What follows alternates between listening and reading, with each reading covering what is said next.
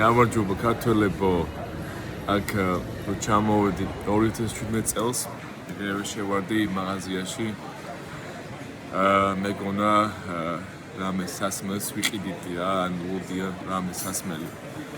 და შევეჭხი იმ რეალობას, რომ ესე მაღაზიაში ეხლაც ვერ იყიდი რა.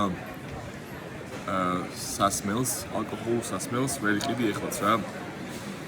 სპეციალური მაღაზიებია, დაახლოებით ყველა მოლშია, ანუ სპეციალური მაღაზიებია და იქ შეძლებ ალკოჰოლის ყიდვას რა, ისე რომ მაღაზიაში შევედი და ლუდი ვიყიდე, ეგრე არ ხდება აქ რა. ორი კომპანია, ორი ბრენდია,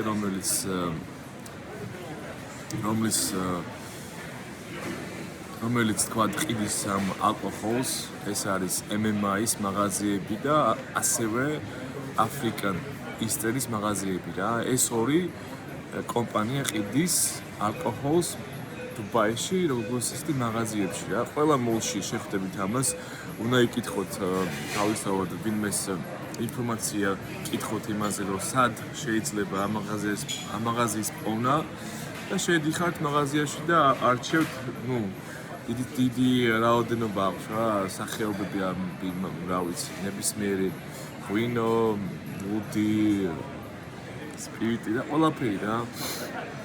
ასე რომ ესე მარტივად მაღაზიაში შევედი და დუბაიში სასმელი მინდა ვიყიდო, ეგრე არ ხდება აქ რა.